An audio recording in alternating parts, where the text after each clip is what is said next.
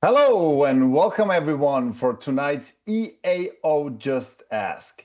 Tonight, dear friends all around the world, I know it's World Cup time, but today we have world-class speakers and it's just amazing to have these two experts. And we not only have one expert, we have two experts. And we're talking about peri-implantitis tonight, and it's such a pleasure to host these good-looking and so successful guys. Professor Alberto Monje and Professor Mario Romandini, I will introduce you in a second, but first of all, a very, very warm welcome on behalf of the EAO and the EAO board, and thank you for making this possible with us. Thank you so much, Stefan. Thank you, Stefan. First of all, Alberto, I have to introduce you first, and I'm sorry for giving you such a hard time. I know Spain is playing, but it's actually quite obviously. The quicker you talk, the more you will see from the soccer game. So I would say let's get started. You are a true clinical expert. You have your master done in Michigan, Ann Arbor. You hold a PhD from Granada. You have a private practice in south of Spain. You're an adjunct professor in the University in Barcelona, assistant professor in Michigan, and you're an associate editor of the Clinical Implant Dentistry Related Research. You're a top-notch expert. You speak on every stages in the world. You're part of all these consensus conferences, and you're doing this with us, well, when Spain plays. With this, great to have you. Mario. Thank you. Professor Mario Romandini, I also know you for a very long time. Mario, by the way, for us, it's not a problem. Like the Italians and the Germans, is there World Cup or is there no World Cup? I don't remember. In Spain, they have it still. So you are also a true expert. You were a former associate professor in Shanghai University. You're a top-notch expert speaking on all of these stages and also part of all the consensus conferences. And you are the editor of, I would say, the most prestigious journal which we have in dentistry, which is a journal of periodontal research, where I actually never managed to publish an article. So also with this, welcome to you, and it's great to have you both. Thank you. It's a pleasure, Stefan. Friends, we have a lot of people already logging in from Tokyo, from Saudi Arabia, from Sweden. They all want to hear your content. So let's be quick. Alberto wants to go to the TV screen. Friends, I had an idea. Because I did a peri-implantitis Just Ask, if anyone wants to look at it. It was December last year with Jan Dirks. And Jan Dirks, he's great. I mean, he's so scientifically based. And I showed him a case. This is a case I did. And you know what, guys? I'm a simple guy.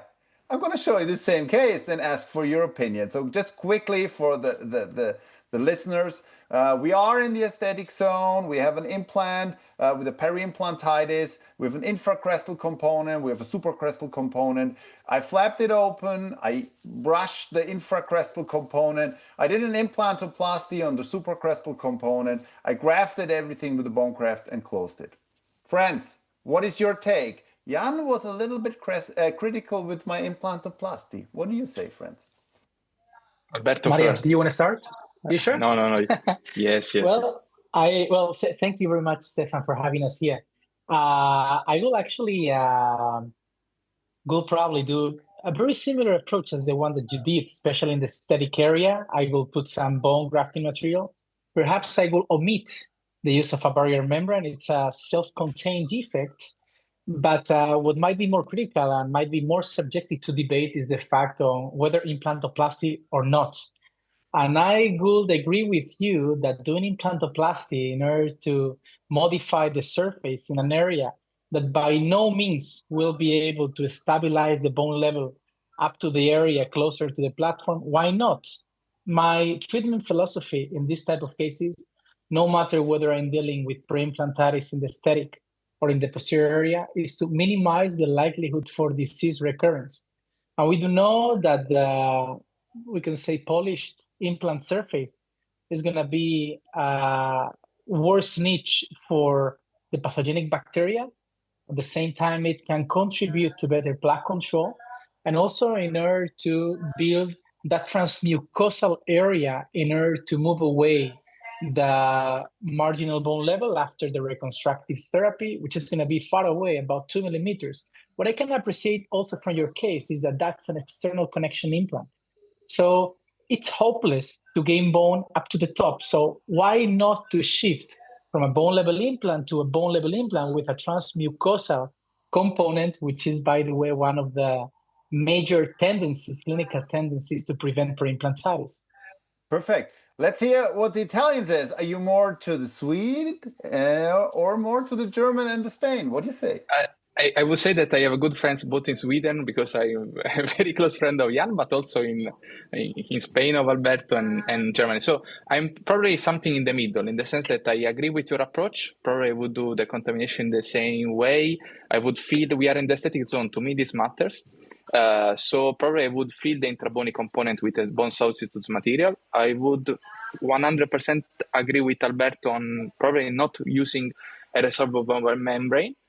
Since we are in the aesthetic zone, and since my objective would be to leave that part of the implant covered by the soft tissue, to me, implantoplasty is not so critical. And sometimes I see the indication for implantoplasty, but I would probably use a connective tissue graft, because since we are in the aesthetic zone, to me, the aesthetic outcome is very, very important.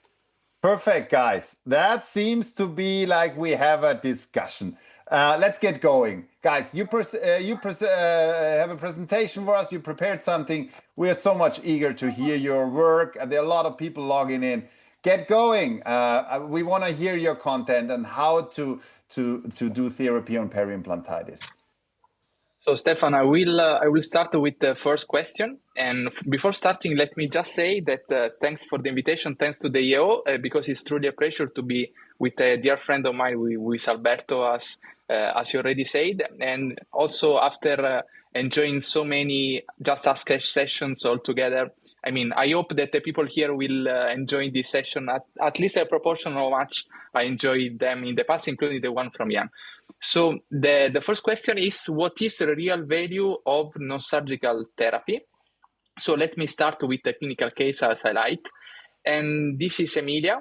I treated her at the beginning of my postgraduate program in Madrid. I mean, when I have to show some long-term results, I have to go to the residency cases, of course. 2 implants, as you can see, severe peri-implantitis in the lower incisors.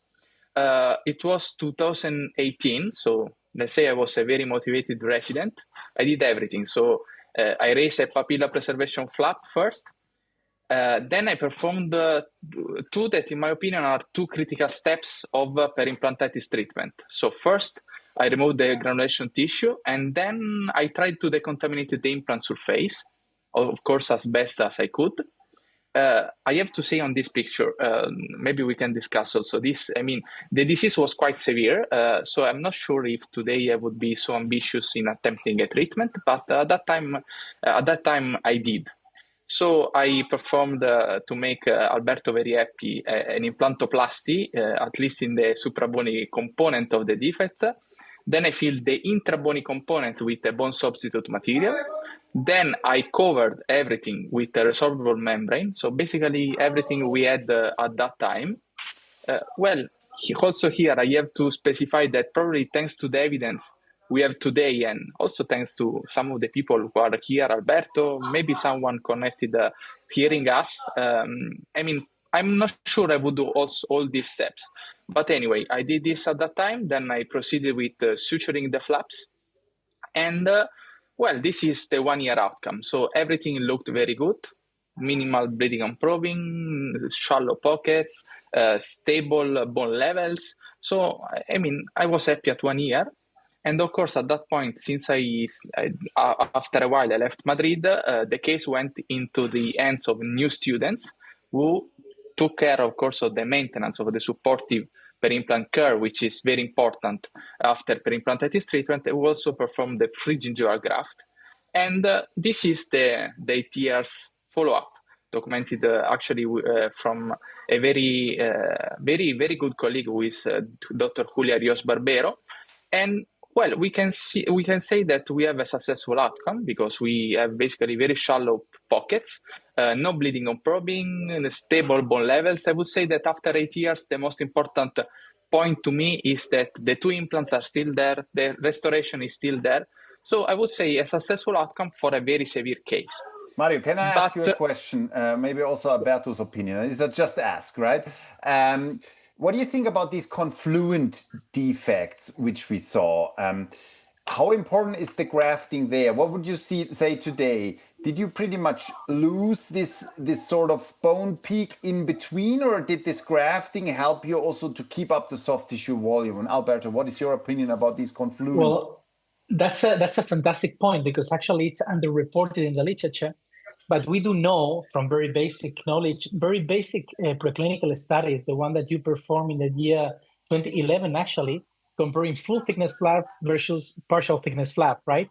We do know that whenever we elevate the periosteum underneath the mucosa here, there is always going to be some sort of collapse of the bony peaks. So in a way, when we are hoping to reconstruct up to the top of the apical most adjacent bony peak, at the end, we do know that it flattens down, right? And that I'm not saying that reconstructive therapy is not indicated in these cases, but we have to be more realistic in expecting a real outcome. Got it. Yeah. Mario, what is your take? I agree, but at the same time, the bony peak it's very useful to maintain the space. If you maintain the space at the end, and if you have like a very well decontaminated implant surface, probably you lose something. I agree with that, but it's a very good occasion probably to, and I think this is what happens here also, because if you go, I believe you have yes.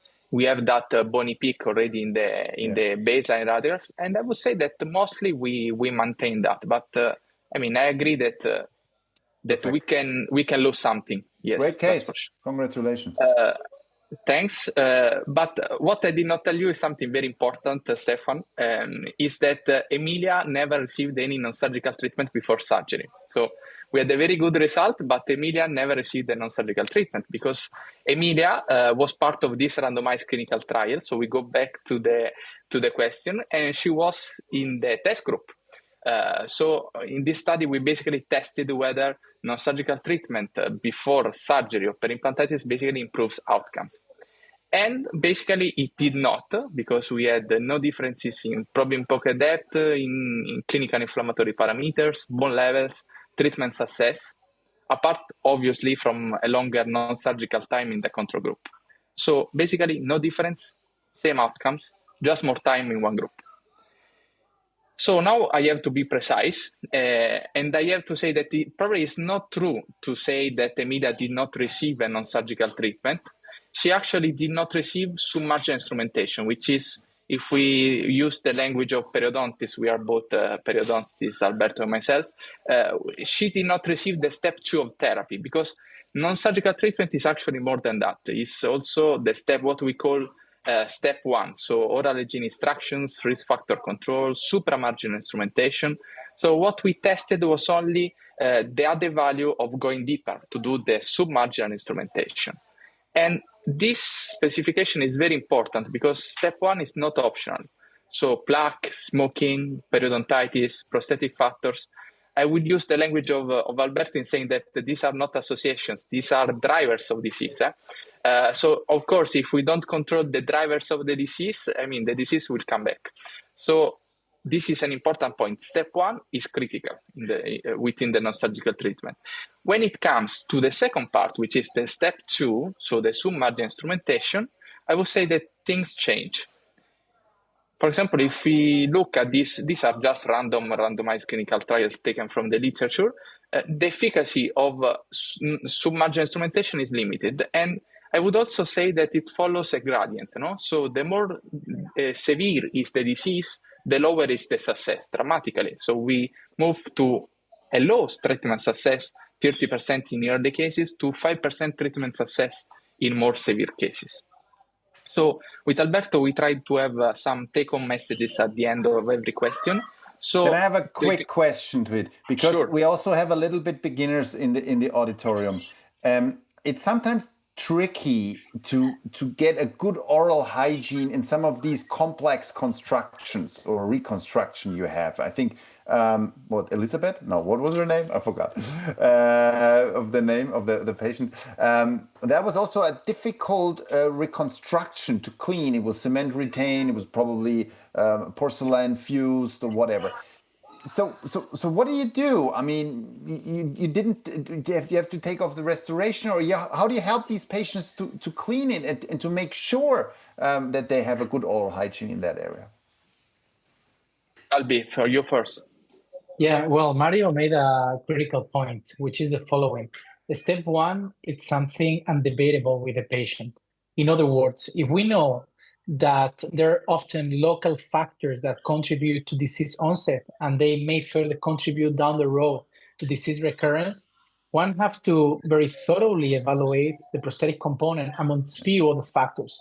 And if the prosthetics is not really suitable, and I'm not only talking about interproximal plaque control, I'm also talking about the design itself when it approaches to the implant platform. And that's another argument why not to do implantoplasty. The study performed by our esteemed friend Jan Dirks showed that all those implants that they do not have at least 1.5 millimeters from the restorative margin to the crestal bone evaluated at baseline, they may have a likelihood of about 1.5 to 2 times greater on developing peri-implantitis. So if we cannot modify that cervical area of the restoration, why not to modify, therefore, the implant surface? So this is something that has to be taking place during the initial and during the hygienic phase. Because if you jump rapidly to the surgical stage and you have not really tested whether the patient is willing to modify these local confounders, it's a matter of time to exhibit disease recurrence. Perfect. So yeah. Perfect. First bullet point is made very clear. Alberto, you also have a bullet point for us? Another bullet point concerning this. Yeah, well, always. No, concerning your next topic. Yeah, but let's make Mario to end up all his take-home messages.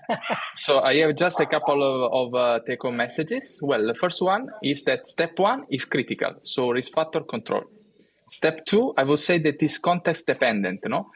So for example, it may work in some very early cases, and I believe it's also very indicated when periodontal therapy is needed in the same area, of course, because if you have to instrument a tooth which is close to the implant, well, of course, we will also, if we have the anesthesia, whatever, we will also proceed with the subgingival submarginal instrumentation also there.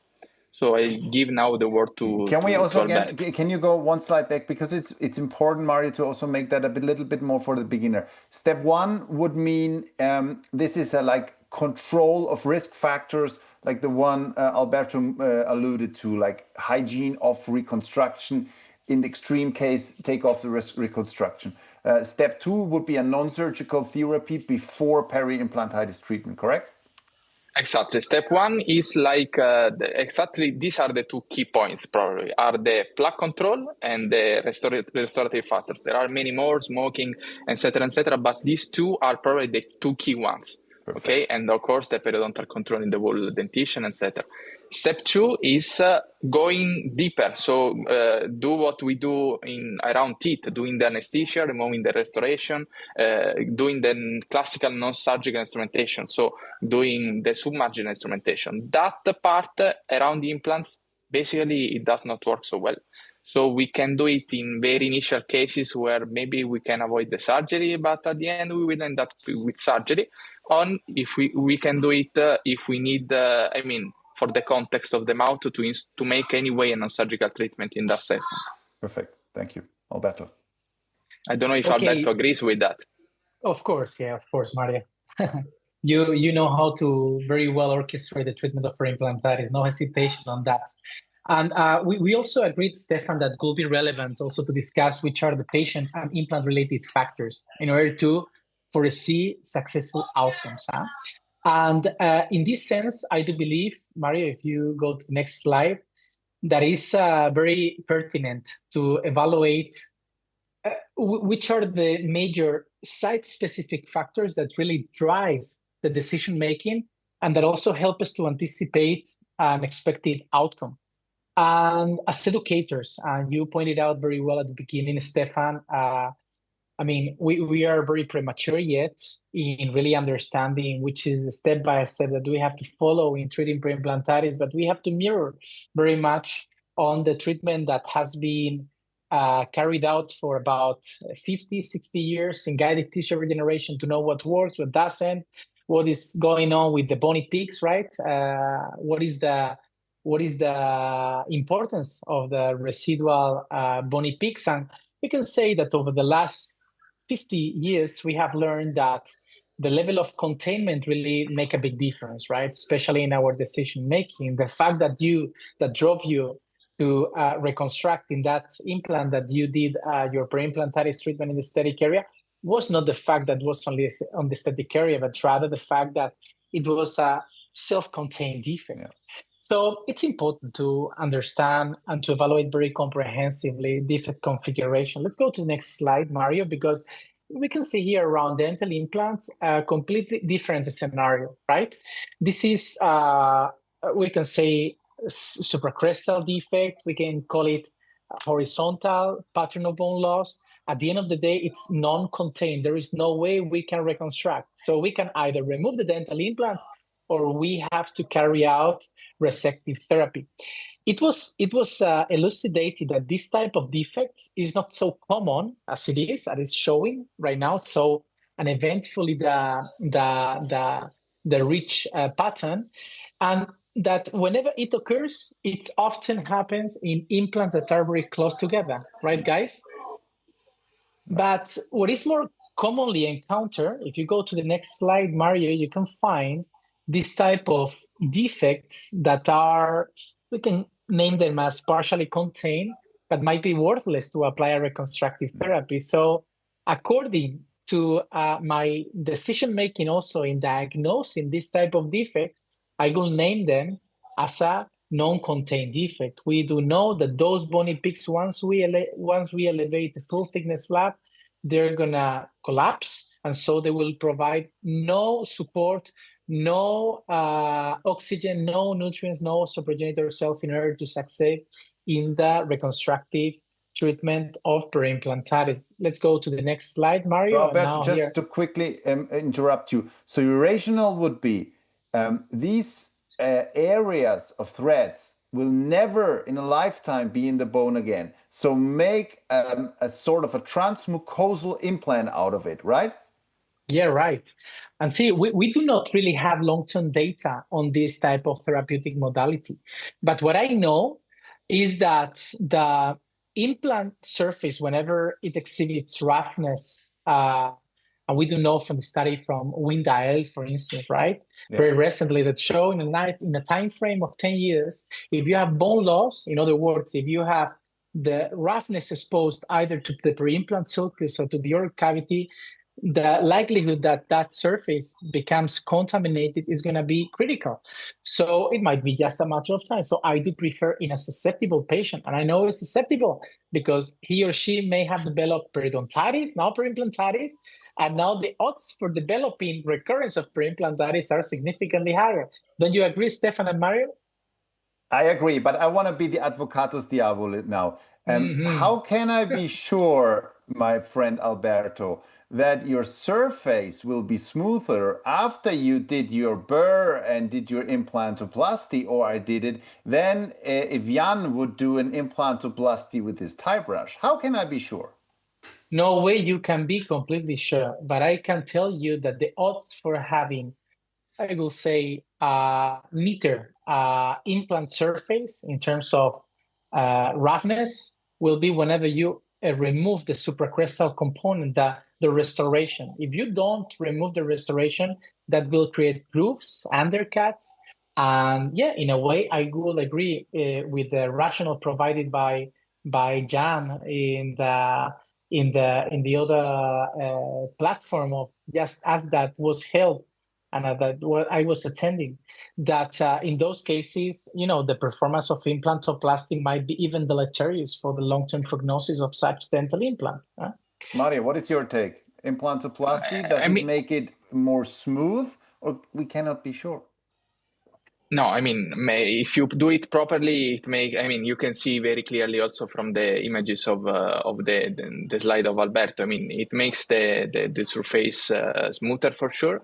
To me, I mean, I'm not pro or against implantoplasty like for almost every topic. You're I in believe between. everything. You're like Switzerland. You're neutral. Yes, I'm like Switzerland in the sense that it really depends on the indication. Yeah. And it's very difficult to speak about indications in peri-implantitis because there is a level of complexity So of everything. let's nail Because you down, my friend. What would you have done in this case?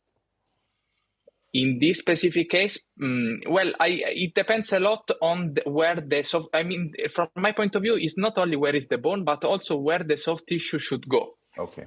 So in this case, for example, I guess we don't have the whole picture, but I guess this is a case of full arch restoration without any aesthetic implication. This kind of cases that Alberto does a lot. In this case, I would totally agree with an implantoplasty and apically position flap. To me, the implantoplasty is very useful when not to decontaminate, because we already know that we can decontaminate the implant surface with other means that are probably less invasive, less they are shortly, they also have less complications, etc. But to me, the point is to prevent the recontamination in the long term, something that we cannot see from the studies yet. So the recontamination, of course, if we expose the implant surface to the oral cavity, at that point, I'm worried about the recontamination of a moderately rough surface. So there I see very clearly the indication for the implantoplasty. If I have to keep the implant subgingivally, probably I'm less convinced in some cases. Perfect. So in this case, I fully agree with Alberto, actually. Great. So let's move to the next slide, Mario, because this is another case scenario, right, that is very commonly found on our daily basis. This dehiscence type defects with an intrabony component, right? There is a distal and mesial bony wall, but there is no palatal bony wall at all. So in a way, I mean, reconstruction could be indicated, but it might be worthless because the amount of bone that can be gained might not be significantly high in terms to compensate and to eventually reduce the pocket. On the other side, and if we go to the next slide, Mario, we can find a more optimistic scenario, this type of circumferential type defect. We can name them a angular defect, vertical defect, intrabony component, whatever. But this particular one is very rarely diagnosed. And this is a very circumferential type defect. Of course, the expectations in terms of reconstructing the support might be significantly higher. But if we go to the next slide, Mario, we can find what is evaluated in about 55% of the cases. These damn crater-like defects, right? Where there is some reparative potential. I will agree on that. There is a palatal, mesial, distal bony wall. However, there is a lack of the buccal bone. And the reading for this type of scenarios cannot be as straightforward as a just partially contained defect. We also have to embrace implant position on the decision making, whether it's inside or outside of the skeletal bony housing. And also in what regards to the peri-implantitis related bone defect, how is the width of the defect and also the angle of the defect? Because according to that, you can anticipate more or less marginal bone level changes in order to compensate for the reduction of the pocket. So these are some site-related factors. But if you move to the next slide, Mario, the one that has been regarded as the most critical, with no hesitation factor in order to anticipate success is the severity. There are few studies. I would like to remark the one by Andrea Ravida and also by this from Yvonne Deval from Groningen that showed that whenever you have more bone loss than about 50% of the overall implant length, the likelihood to succeed is going to be about half. That doesn't mean that the implant is hopeless, but of course, it's going to be more challenging to decontaminate the implant surface, more challenging to reduce the pocket. So keep in mind these factors. And also, there are other patient-related factors that we Alberto, can find. Can I just nail you down for a second? So could we sort of recommend that the beginner, of course, obviously not you and Mario, so don't go beyond 50% of bone loss in your beginner cases. Is that what we could say? Well, I would not dare to give such a recommendation. I'll tell you why. I do believe that first there is another factor that has to be evaluated, and it is the expandability from a biomechanical point of view. Yeah. Let's imagine this case scenario: 3 implants splintered, supporting 3 units. Yeah. What is the point of treating the implant in the middle, which we know that no matter what we do, there is going to be an endless recurrence. Depends on the prosthetic value. It depends on the biomechanics. But if on the top of that, you have more than 50%, of course, it's going to be more challenging.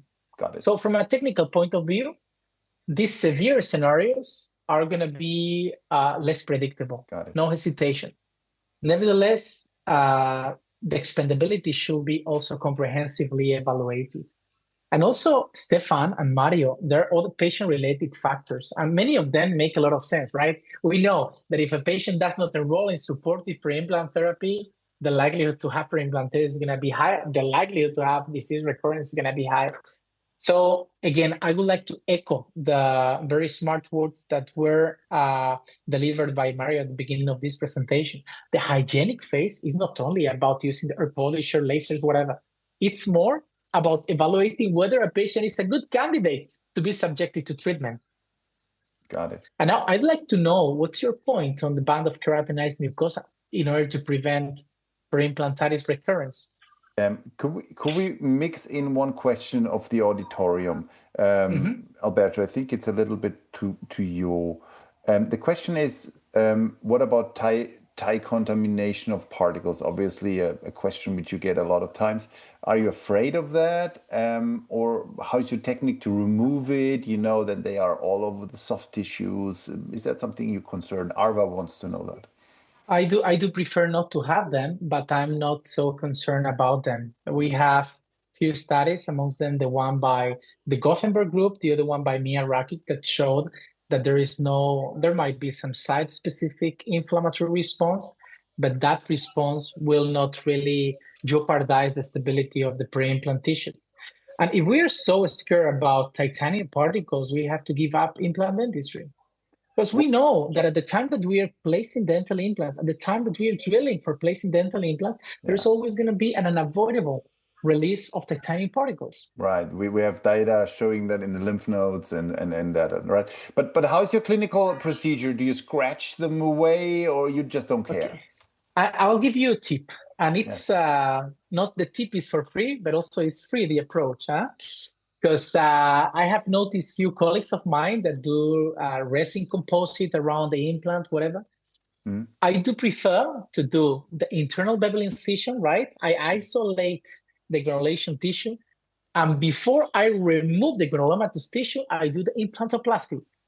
So all the particles will be somehow embedded within the granulomatous tissue. At the time that I eliminate it, then it's going to be neater.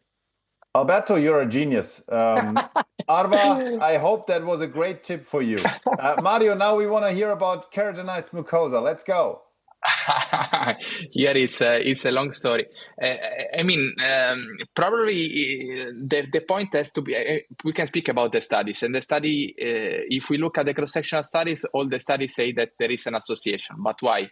Peri-implantitis, as also Alberto published, is associated with recession. And if you have recession, you lose keratinized tissue. So there is no doubt that in cross-sectional studies, it's the strongest association you can find. If you look at prospective studies, there are some studies showing an association and other studies not showing an association. And I'm lucky because I authored both sides of the story. So I started to ask myself, why? So probably the first point is that we should stop to speak about keratinized mucosa and start to think about the peri-implant phenotype, which means also the thickness, also the adherent tissue, also the where is the vestibulum. Why this is important? Because around the implants, we have to keep in mind the difference we have between an implant and the tooth. On a tooth, we have a true attachment. On an implant, we don't have any true attachment, not only in the connective tissue part, which is what we always say, but not even in the epithelial part. So the seal around an implant is a mechanical seal, which is given by the tone of the tissue around the implant. So, of course, this tone of the tissue around the implant, which is the one basically closing the space to the bone, is determined by several factors. One of them is the muscles inserted. One of them is can be the tissue thickness. One of them can be the adherence of the tissue to the around bone, let's say. So all these factors are the ones that makes this addition stronger, which is an apposition. It's not an addition, actually. So the point is not keratinized tissue. It's to ensure through surgical and prosthetic and whatever ways that the tissue is closely as a tone around the implant. And this is usually associated with keratinized tissue, but the keratinized tissue per se probably plays a very limited role. We identify the keratinized tissue probably because it's easier to be measured, but probably it's not the key factor involved. Got it. Wonderful. Yeah, fully agree. So amongst these factors, I mean, we understand that all of them are equally relevant, but keep in mind something. And again, we go back to the hygienic phase. Go to the next slide, Mario. We have just published this paper a couple months ago that displays the level of an awareness and the lack of information that our patients have in terms of being adhered to supportive peri-implant therapy. What we did was to collect patients that were managed by means of peri-implantitis, right? And non-surgical, surgical, resective, reconstructive, a wide variety, and see how relevant is the data. Even following treatment, we asked the patient if they knew what was peri-implantitis. We asked them which were the risk factors associated to peri-implantitis and to disease recurrence. 60% of the patients reported zero knowledge about diagnosis, prevalence, and risk factors. So if we go back to the beginning and we anticipate that supportive peri-implant therapy is key to maintain the long-term stability of the peri-implant tissues, the first thing that we have to evaluate very critically is whether a patient is really a good candidate and whether they received and they embraced well the information that we provided them. And this is critical. And then we also have other factors, more tailored to the aesthetic demand. Few of them have not been yet reported in the literature, but according to our observations, we have noticed that those implants that already exhibit a mucosal margin deficiency, implants that are too far backly, with interproximal bone loss and with very large bone defects, these might be indicators not of adequate response in what regards to reducing the pocket, which is the endpoint in the management of peri-implantitis, but rather to have it aligned with an aesthetic factor. So that's something that have to be considered in order to enhance the patient-reported outcomes, which is also a relevant aspect to be explored in the management of peri-implantitis. Mario, I hand over to you for the third question. If Stefan allows us, we move to the third question, which Absolutely. is very much related to what we were just discussing before. You will see that Alberto and me have exactly the same opinion on this, actually. So when should we stop trying to save the implant and explant right away? So this is the question. Again, I start with a clinical case, and again, I go to the past. So I go to Madrid. So this is a Spanish patient who I started to treat when I was in my perio program, the fantastic Enrique, who is probably looking the match right now. So here again, he had two peri-implantitis in the central incisors, 1-1 and 2-1. And here I made a totally different decision, because instead, like Emilia, treating the peri-implantitis, I removed the two implants.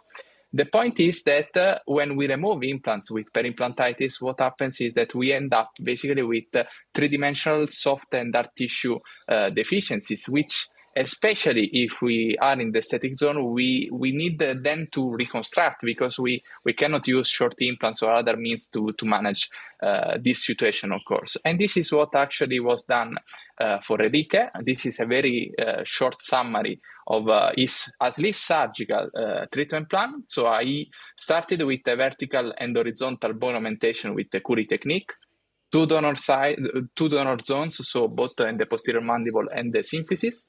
Then Enrique, after that big surgery, underwent 3 additional surgical procedures: implant placement, 3-dimensional soft tissue augmentation, and then also the second stage surgery with the apically position flap and strip technique, exactly for what we were saying before, so to reconstruct the mucogingival line and the vestibulum. So the aim here was to build a soft tissue phenotype more compatible with peri-implant tissue health, because after a peri-implantitis, we don't want a new peri-implantitis, of course. Of course, here, this was an aesthetic zone, so here we needed this kind of complex treatment for this reason. Also today, probably I would combine some of these surgeries, but still the story is there. Because I removed the 2 implants with peri-implantitis, I had a total of 4 surgeries to basically go back to the baseline situation. Okay, so comparing the two cases, no, we have on the left the case I showed you before, Emilia. It's a long-term success, basically what we can define also as a severe peri-implantitis case. However, also there, if we look at the literature, probably these cases are like anecdotal. So many cases are not successful, as we just said. And on the right, we have the other scenario, Enrique, the one I just showed you, implant removal and many surgeries with to reconstruct basically the 3-dimensional hard soft tissue. So here is the point. At the moment I make my diagnosis, I should already know how the treatment will work, because of course, if it will work like Emilia, it's worth to make a try and doing the peri-implantitis treatment faster, less invasive, etc. But if after that I fail, and then on top of that I need to do also all this, the surgical procedures I did to Enrique, this would make no sense. So ideally, I should be able to make this decision at the time of the diagnosis, no? To make the decision, I treat or I don't treat. So basically that amletic doubt, let's say, the amletic question, to treat or to remove. So we tried to give a response to this question, actually, with a dear friend you mentioned before, Jan Ders, and the fantastic Göteborg group. And actually, I mean, this was the study design. We basically made a very long-term follow-up of 2 cohorts. The first one is the cohort of Olivier Carquois, randomized clinical trial on antibiotics. We can discuss antibiotics probably for hours. And then the second cohort is a cohort of patients treated in Göteborg by very famous periodontists. I would not add more. So basically, we included all these patients, 150 patients, 270 implants. So this is the biggest probably long-term study on peri-implantitis treatment. And basically these patients, after receiving their surgery, they underwent maintenance, and we re-examined them in the long term. So we evaluated, since we had a very large population, in the long term, we could analyze implant loss, which is not probably in pocket depth, it's not bleeding on problem, it's implant loss, the true outcome, bone loss exceeding 1 millimeter, surgical retreatment.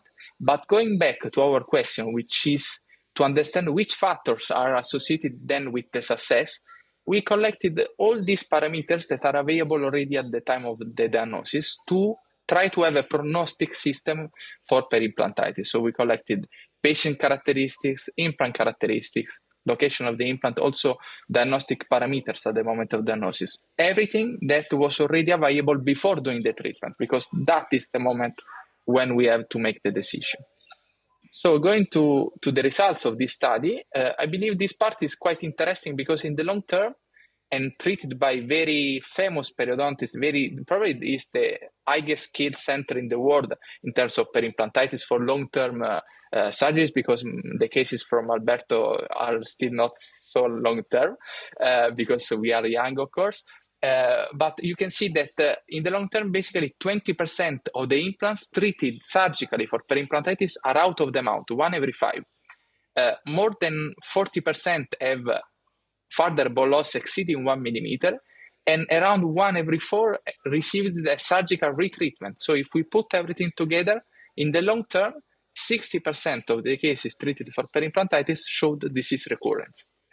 So what we tried then is, based on that, to try to build a prognostic system, so to understand which factors can help us in this decision. So how to interpret this tool? Basically, you can see as percentages the 5-year risk of implant loss. So if you do a peri-implantitis treatment, this is to be interpreted like this. This percentage is 5 years after your surgical treatment, which is the percentage of implant loss. So you can see we have a green zone where we basically have a very low implant loss after 5 years. So, for example, implants with the factors are the same ones mentioned before by Alberto. So, an implant without suppuration on probing, implant with less than 40% of bone loss at the moment of diagnosis, and with a smooth surface, 1% risk of implant loss 5 years after treatment. So, we basically don't lose these implants. But if we go on the other side, so you can see the red side, we have the implants we use today. So the moderately rough surface with a bone loss exceeding 60% at the moment of diagnosis and suppuration probing. If we do even a surgical treatment, 5 years after, we have a 60% implant loss. Mario, I have very quickly a hard question for you. Does the intentionally smoothened implant of Alberto by implantoplasty now also belong to the group of turned?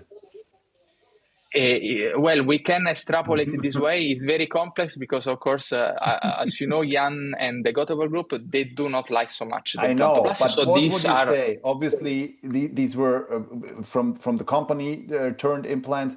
But what would you say? Do you change the prognosis of this implant a little bit more to the turned side? I would say that today it's very difficult to say this confidently. Okay. Which does not mean that it's not true.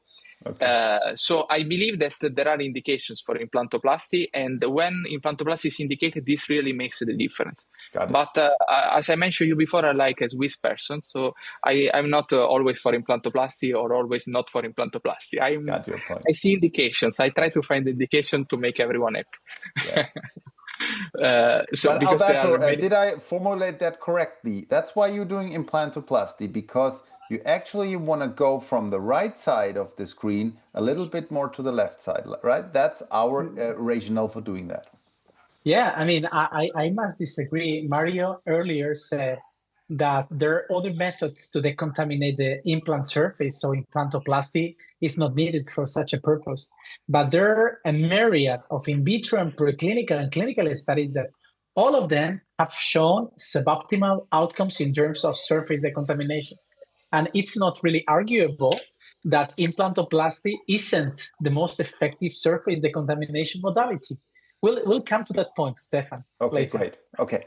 If I can reply to this, I agree, but there are randomized clinical trials that say that clinically, probably from a microscopic point of view, there is the difference. I agree with you. But from a clinical point of view, in terms of decontamination, we probably don't see the difference. Where I really see the difference is in the long term, and we don't have the data long term. You will produce them probably on the recontamination, because of course, if you have a smooth surface, that's the point. Less. What do you think? Recontamination. I fully agree with that. But that's the point. But guys, if Spain is playing, let's get going. By the way, Alberto, it's still 0-0. Don't worry. Yeah, I know. I was checking. We played the same thing. Also that match. Good, good, good. So basically, I would say that applying retrospectively this system to Enrique, I mean, Enrique, I treated him very much before than 5 years ago. I started in 2018, 19, I guess. I removed the implants. So both implants would be on the red side. So 5 years later, which is more than now, less than now, probably at least one of the two implants would be not in his mouth. So let's say that all these efforts for Enrique were justified. So my take-home messages on this, and I fully agree with what Alberto said before, because first there are the implant level parameters, so they are critical, and I would identify the same ones. So disease severity, presence of suppuration, and implant surface. These are the implant level parameters, according to the literature, the most important ones. Then the clinical context, in my opinion, is decisive. So first, the strategic meaning of the implant, as Alberto said, 3 crowns, 3 implants, the one in the middle with peri-implantitis. Maybe I will not cry if I remove that. On the other side, if I lose the restoration, that's an important point of consideration. And then the aesthetic consideration, something no one speaks never, but this is a critical point from my point of view, because peri-implantitis treatment in many cases has aesthetic consequences. So if you are in an aesthetic case, sometimes we have to seriously consider the explantation, even if the implant we consider it as treatable. And then there are what we call the psychological factors that may influence the decision. So if I place the implant or for example, another person placed the implant. So the patient came with an implant placed by Alberto, and maybe it's borderline a remove, but if I place it myself, maybe I keep it. We know, I'm joking, but this point is seriously on the table in the real clinical practice. Very true, Mario. Mario, there's a question from one of our listeners, from Jose Pedro, which I thought it's nice. Was there actually implantoplasty integrated in this Swedish study? Obviously not, right? They do not do implantoplasty. Right. What I would really, we have always to look at clinical evidence and then to extrapolate to the clinic, no? So the clinical evidence, we basically have, at least I'm aware of them, 2 randomized clinical trials. The first one is from an Italian group, actually, Eugenio Romeo, who showed in 2007 that implantoplasty has an added effect over other means of mechanical decontamination. And then we have another study, which is more recent, is from a friend of mine, actually, is a neo friend, Jacob Cha, and probably many others are coming because I'm aware of them. That basically is the same randomized clinical trial, and they show no added effect of implantoplasty over other means of mechanical treatment. So in 20 years, what changed? Changed the control group. Because in the first study was accurate. Now it's more complex. I believe they use titanium brushes, but there are many means. Yeah. So I believe on the decontamination part, it's a question, but I totally buy the point by Alberto. That's why I very look forward to see the long-term results from Jay Cook, because the recontamination could be another study. And to me, the recontamination is more possible when the implant is left exposed to the oral cavity, and not if it is, for example, in an intra-bony defect that most probably will be filled with bone. Perfect.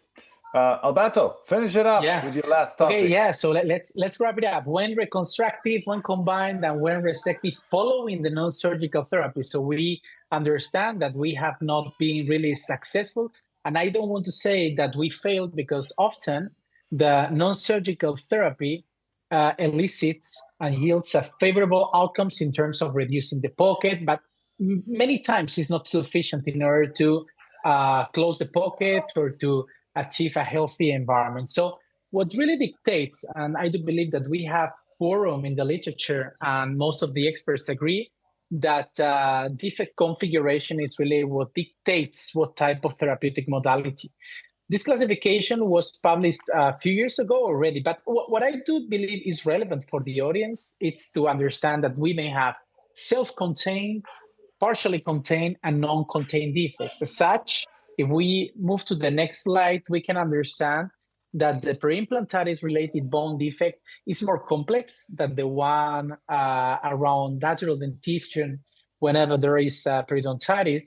And most importantly is that it's less contained. So the level of containment is not only dictated by the number of residual walls or missing walls, but rather by the width of the entrance, by the angle, by implant position, and how all these factors have to interact among each other to understand that very rarely we can perform either reconstructive therapy up to the top or even resective therapy.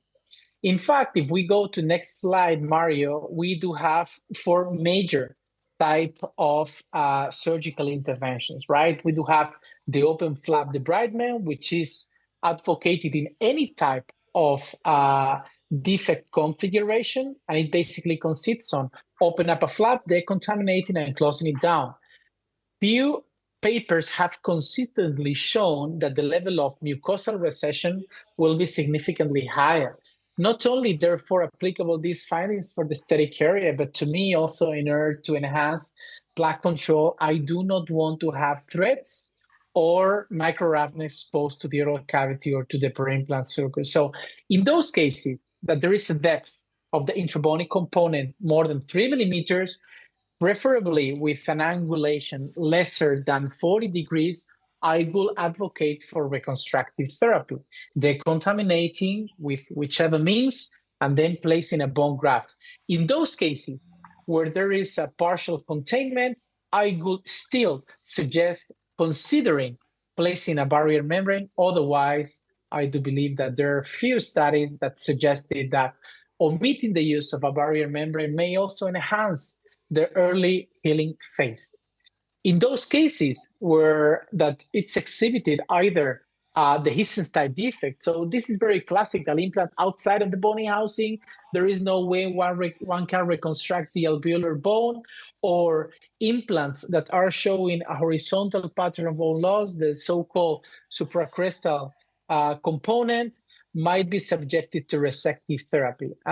This type of intervention, the principles were provided in the 70s and 80s by Pivets and Oceanbein, very classical papers in periofield, where it was understood that by doing osteoplasty, ostectomy with a diamond burr, with a back action chisel, you have a flattened bone architecture with the goal of closing the pocket.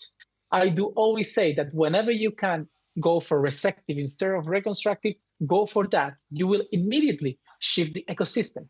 But in light of the complexity of the peri-implantitis related bone defect altogether with malpositioned implants that we are dealing whenever we diagnose peri-implantitis, most of the cases may fit within the combined therapy. So we may either have to perform resective measures together with reconstructive measures. Let's see a couple of cases, okay, guys? So one can embrace which are these aspects. So this is an individual that cannot expand of this dental implant because otherwise the prosthesis have to be restarted. So one have to place another dental implant, then another prosthesis. If this was a single unit crown, the prognosis may have shifted. Don't you agree? I mean, from the cost benefit, it may really match the fact of removing and placing a new dental implant. But if we are aiming at saving the superstructure, we may have to think about potential surgical measures in order to flatten bone architecture.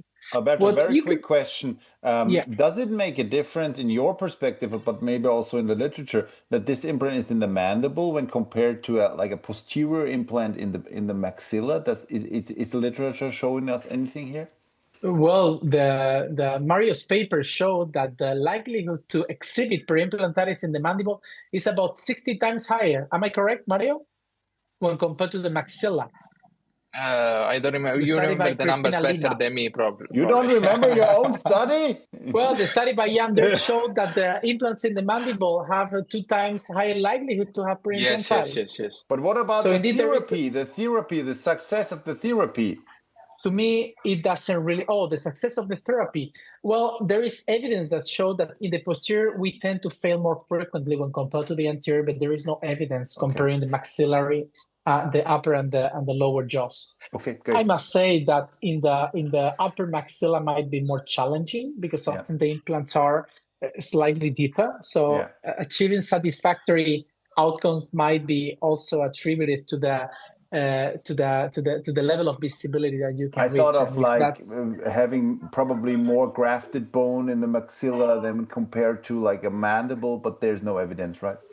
Yeah, there is no evidence. Okay, got it. And also, according to my experience, I say this humbly, of course, but according to my experience, there is also no evidence. There are all factors that might be more pivotal in the evaluation of the therapeutic outcomes. So this particular case, you can notice that even though if you check the X-ray, there's we can say contained defect, crater-like defect. But when you evaluate it more thoroughly based upon the intraoperative image, you can notice that the apical most bony peak in the mesial area is slightly apically when compared to the platform. More importantly, at the time that you elevate the full thickness flap, that may partially collapse. So you have to anticipate for that in order to minimize that roughness and those micro threads exposed to the oral cavity. So according to my perspective, and you can move forward, Mario, I do prefer to anticipate that the outcomes in terms only of reconstructive therapy might be not completely optimal. And that's the reason why, especially in the buccal flange, I do prefer to go for implantoplasty. This was described by Frank Schwartz. We do have the evidence supporting that approach. More importantly, to me, it's all about the biologic plausibility. If there is an area that I know that by no means I can reconstruct, and it's going to be exposed to the oral cavity, I do prefer to have a polished, or we can say a polished implant surface compared to the pristine implant surface. So the goal here, you can move forward, Mario, is to have still reconstructed the angular defects in order to flatten bone architecture, but again, foreseeing that the mesial part of the dental implant will be exposed to the oral cavity. So if we understand that the prosthetic component might not be completely cleanseable, and we have to make a big effort on that in order to modify it. But if added to that, you also have the implant roughness exposed to the oral cavity. To me, I do believe that it's a matter of time to have disease recurrence. But now, how about the management of more severe defect morphologies? You can go to the next slide, because we have recently published this randomized clinical paper that we compare two groups. Classically, we defined the combined defect to be performed with a combination of implantoplasty, surface decontamination of the intrabony components, right? And then bone regeneration. But what we have noticed all along the literature, especially those ones that have explored the frequency distribution of the different peri-implantitis related bone defects, is that there is a tendency to find wider, larger bone defects, less contained, and therefore I'm very skeptic about really being effective in surface decontamination. Added to that, it is very well known, and the Gothenburg group actually contributed very much to that field. And you also have a preclinical paper on that arena, Stefan, that showed that surface topographical characteristics really matter, right? Yeah. That there are some surface characteristics that are going to be more prone to exhibit disease recurrence. So what we wanted to explore was the possibility of doing implantoplasty down to the top. We named it FLIP, full-length implantoplasty, and I'll present you a case. I'll present you a case that I'm sure that it went well just because we did FLIP, because there is no way we can decontaminate that implant surface in such an apical part of the defect with such a very limited access in order to decontaminate. So according to this protocol, once we remove the granulation tissue altogether with the restorative area in order to have better control of the implantoplasty, then we can go with implantoplasty down to the bottom of the defect. Go ahead, Mario. You cannot omit of other traditional or modern surface decontamination modalities, because indeed I do agree that there is no way you can do implantoplasty all along throughout the implant surface. So at least you must do all your best with all the chemicals and antimicrobial agents, and you can move forward, Mario, in order to achieve finally a flattening of the bone architecture that have been constructed under the expense of partially reconstructive, partially resective, which at the same time in the posterior area, it resulted in an apical migration of the mucosal margin, and that's somehow beneficial. The greater is the mucosal recession, the shorter is going to be the pocket. So with this, I will wrap up with the following Alberto, I message. obviously have a question. Go ahead. That means, which make it very interesting to the very end, you would rate the implantoplasty in terms of decontamination ability way higher than a Thai brush. Am I correct? Of course, but I will still use the Thai brush because I do know that especially in the palatal aspect, I mean, in the proximal component, there is no way I can be, I will say, effective in smoothening the implant surface. But I will do implantoplasty in case of hesitation. Mario, what does the literature say about that? Is the implantoplasty better in decontamination than a Thai brush? I mean, if you look at in vitro studies, and if you also want to find, this information, you probably find that implantoplasty is microscopically better. But I focus again on the only randomized clinical trial we have, and at least in the short term, they show that this difference, which I agree with Alberto, exists in the short term, does not reach the clinical significance. But I'm not against the implantoplasty. I actually think that we agree on this point, that the implant surface that becomes exposed to the oral cavity is better if it is smooth than if it is moderately rough. So probably what changed between Alberto and me is the reference point, because he takes as reference point as far as I can reach with implantoplasty. Before, people were taking as reference point the bone, and I take as reference point the peri-implants of tissue margin. So everything that, from my point of view, will get exposed, I agree that it's better to have the implantoplasty. Of course, what I try to do is also to try to reduce the odds to have something exposed. So I use probably more connected tissue grafts that Alberto does. So probably it's a different approach, and we agree on the concept that if you have exposure of the implant surface in the oral cavity, it's better if it is smooth, not for decontamination, but for recontamination. Perfect. Alberto, there is another argument, Stefan, in this regards. If you check the literature, you will find that no matter whether it's a cohort study, retrospective, prospective, randomized clinical trial, in average, the marginal bone level gain, it's about 2 to 2.5 millimeters. If the intrabony component is 4 millimeters, I mean, you can see the glass halfway full and say, I have augmented 2 millimeters. I do prefer to be more pessimistic, and I say, okay, I still have 2 millimeters to augment, or I still have 2 millimeters behind that I leave behind, that it's going to be more prone to have recolonization, therefore disease recurrence. That's my perspective nowadays. I'm not saying it's the right one, but I do believe that in a way I'm covering my back in managing peri-implantitis, especially in these large defects, following this approach. Perfect. So the 3 take-home messages that I will deliver will be as follows. First of all, is that we do agree that peri-implantitis therapy, the surgical modality, is driven by defect configuration.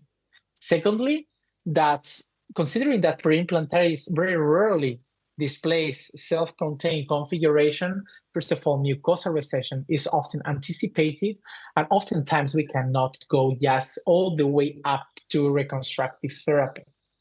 And then the third one is that in those cases, implantoplasty might be considered to minimize surface recontamination. And in these regards, there have been published few in vitro studies that show that tungsten carbide burr are leading to less overheating, and also the level of smoothness might be better when compared to diamond burrs. And with this again, Mario, my big pleasure to share this webinar with you. Stefan, thank you very much for the invitation. Friends, that was so amazing. We are way over our time. I mean, Spain is still 0-0. It's still fine, Alberto. We have 2 more minutes. People are applauding you in the chat. I think we checked all the questions. There's another question from Frank Schuberg. He asked about the incision design, but Frank, I think it came clear during the slides of Alberto.